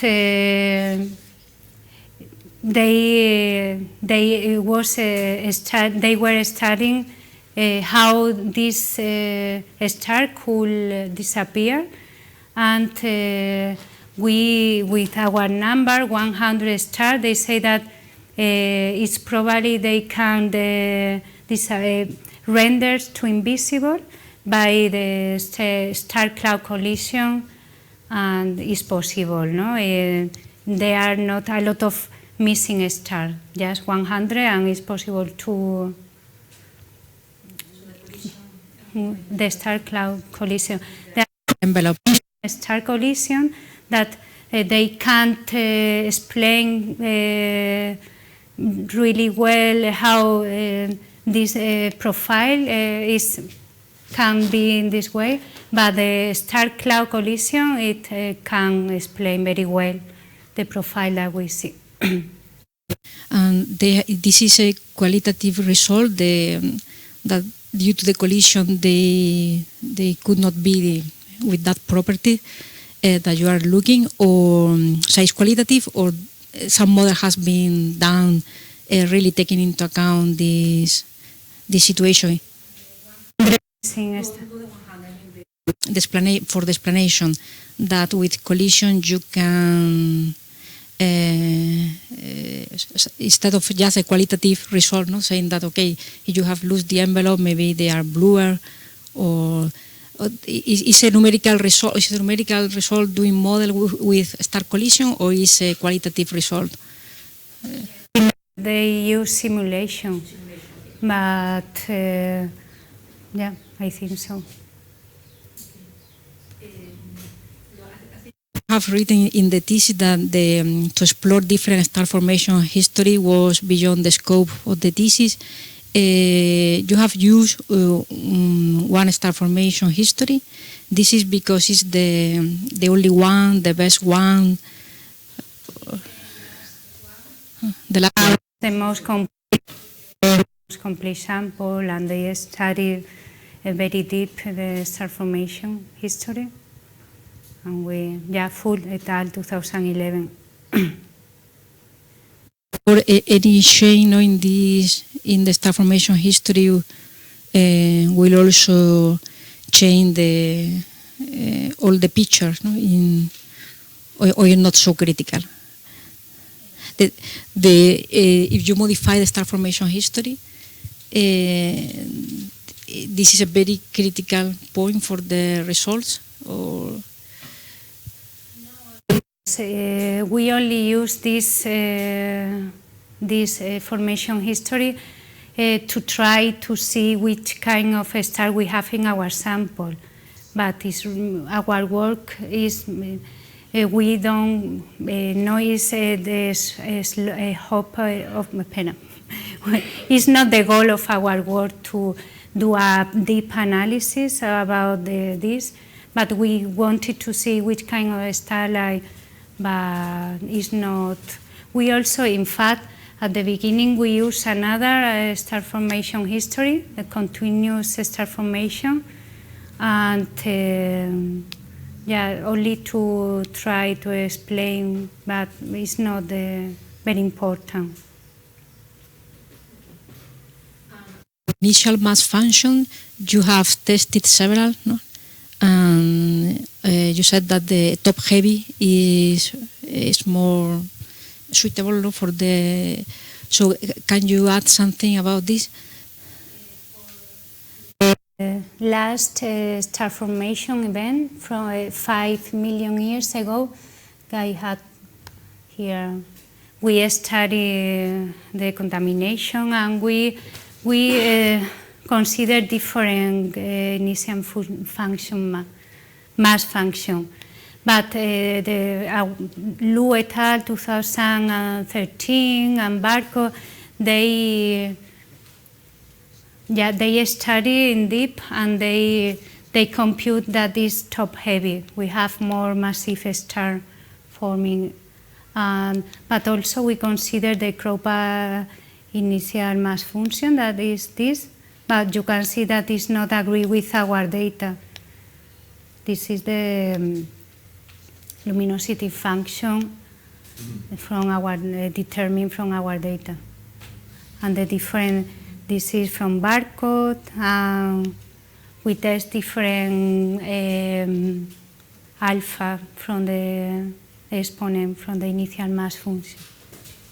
Okay. Thank you. Okay. Thank you very much, Emma.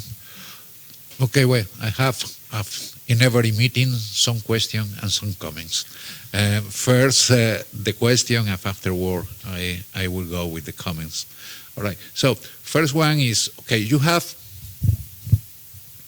a very important and very nice collection of data, right? Probably the best data in infrared ever observed in this part of the galaxy. All right? Okay. Well, several mechanisms, you know, to organize the puzzle. You have different bursts of star formation. You have the possibility of the internal dynamics in the cluster that already produce relaxation. And you have also the accretion of different stars coming from closer clusters in the galaxies. Okay. In your opinion, you are using these different mechanisms to explain different specific, different details you find in your observations, all right? So, but do you have now, or you can explain me in 3 minutes, what is, you know, how the best puzzle you can get for describing the galactic center right now? It's very... But you mean from all the...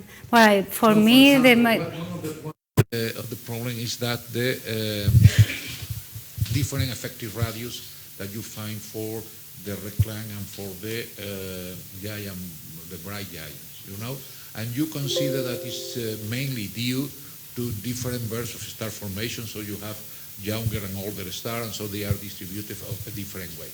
It's possible that this that can be explained, for example, from mass segregation in a burst of formation.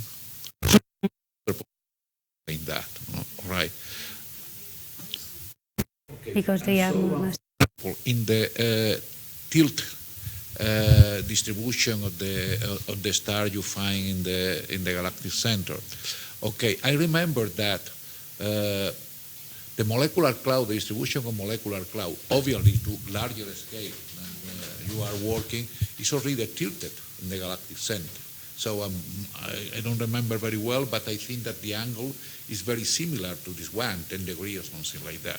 So it's possible that the stellar cluster is already for this original distribution of molecular cloud, so it keeps the same inclination, the same tilt that the original gas. Right, so there are different mechanisms that it should be possible to explain some of the main observational data you had here. No? For that reason, my intention with the first question was not to put you in problem, but in fact, if you have, for example, a general view of the what is your main view of the galactic center after your work, so you have some idea about that.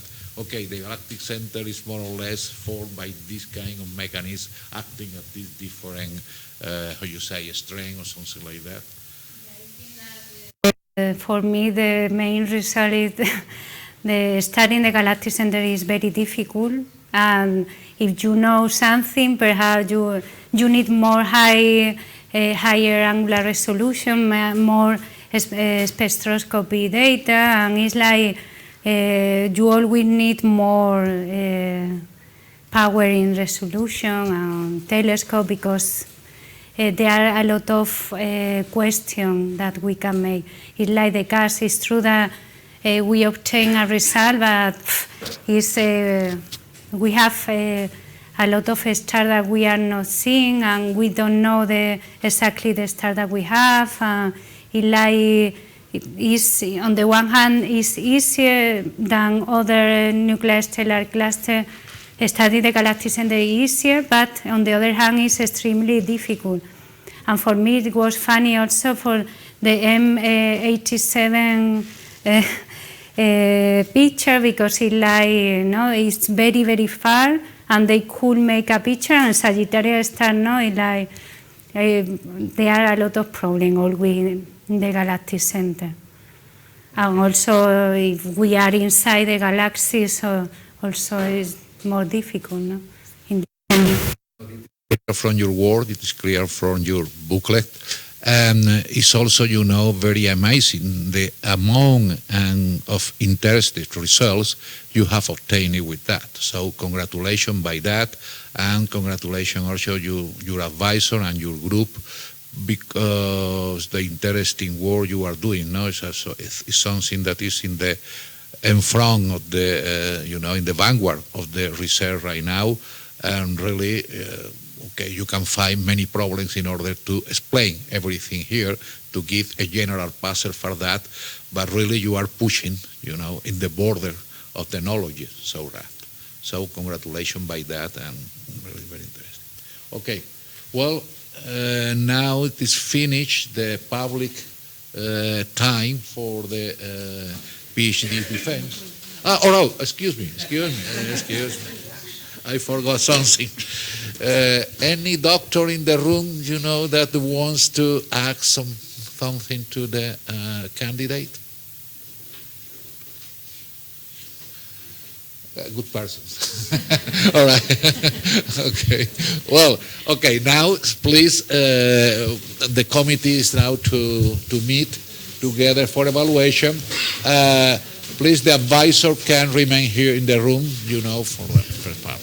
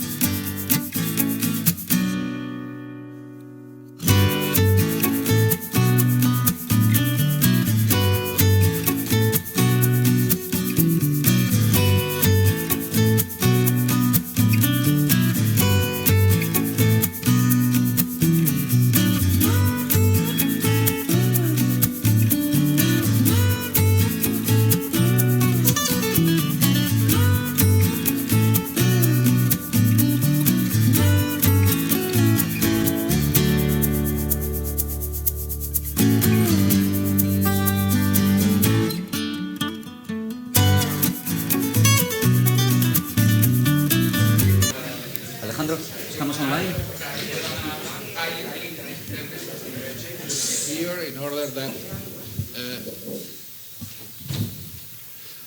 nothing.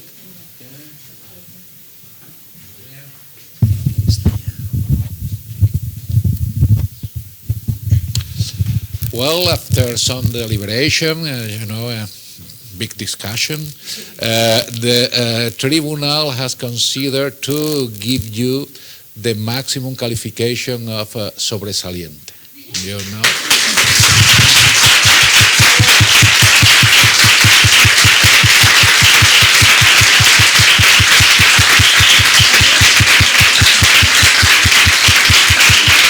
So, congratulations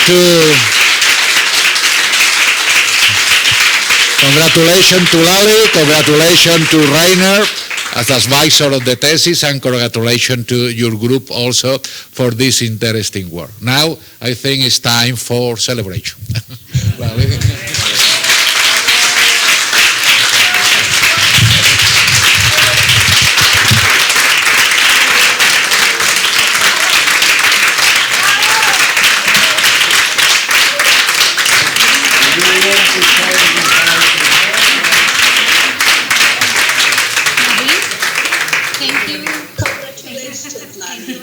I'm so happy. You have done a fantastic job. You should be proud of yourself, really. Very well. Well done. Thank you. Bye. Bye, Nadine. Bye-bye. Enjoy the celebration. All right.